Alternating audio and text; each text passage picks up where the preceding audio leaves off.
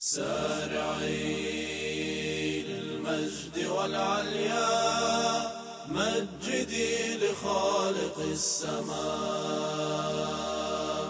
وارفع الخفاق الأخضر يحمل النور المسطر، رددي الله أكبر يا موطني موطني. قد عشت فخر المسلمين، عاش المليك للعلم والوطن.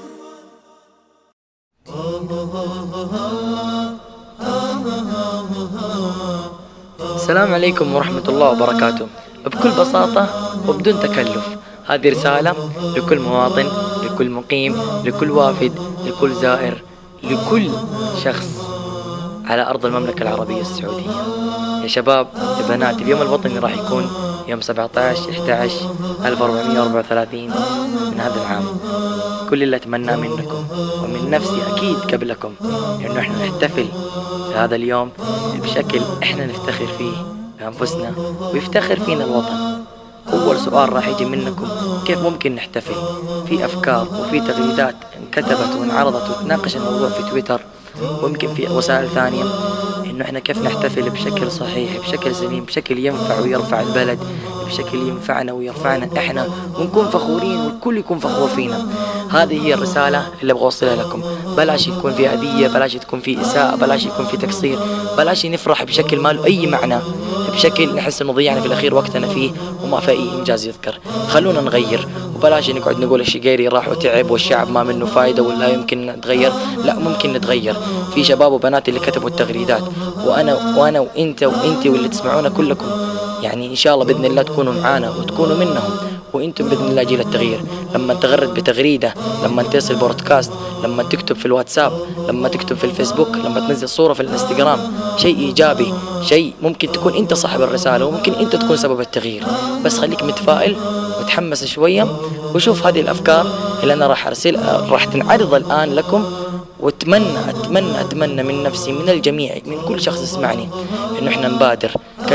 كلم أصحابك، كلم خويانا، كلم قرايبك، كلم يا صحباتك، انشروا، تكلموا، حاولوا قد ما تقدروا توصلوا لأكبر عدد ممكن وتوصلوا هذه الرسائل الحلوة، وخلونا نحتفل بشكل حلو.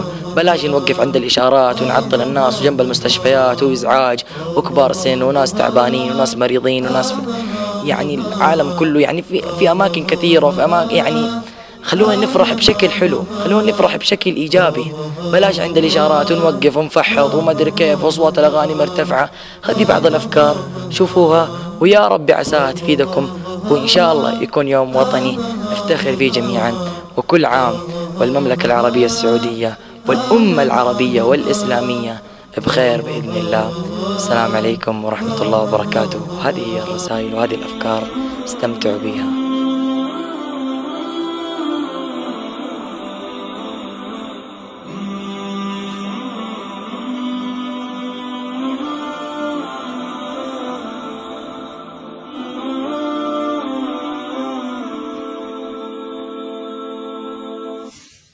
نظل في عين الزمن حتى يوارينا الكفن، نشد ترانيم الوفاء لثراك يا أغلى وطن.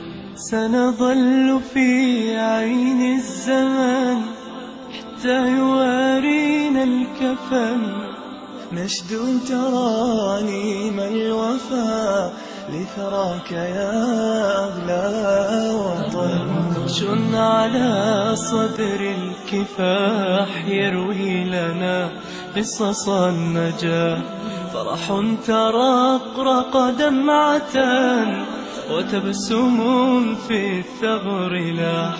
نقش على صدر الكفاح يروي لنا قصص النجاح، فرح ترقرق دمعة وتبسم في الثغر لاح. ترانيم الوفاء لثراك يا أغلى وطن، هذه ترانيم الوفاء لثراك يا أغلى وطن.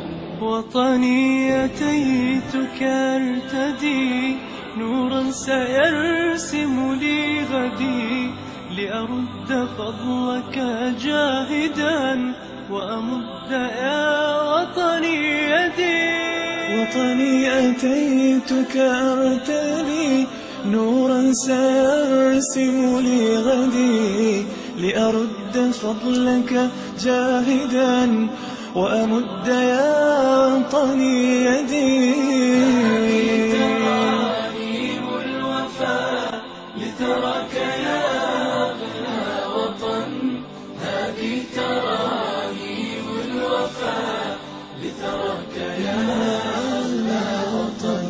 وطن حبانا ما نريد، لا زال ينتظر المزيد، فشعاره بقلوبنا في عهده الزاهي المجيد.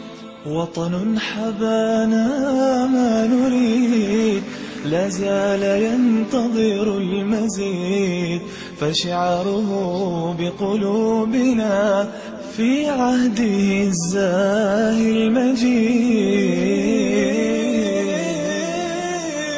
سنظل في عين الزمن حتى يوارينا الكفن، نشدو ترانيم الوفاء لثراك يا أغلى وطن.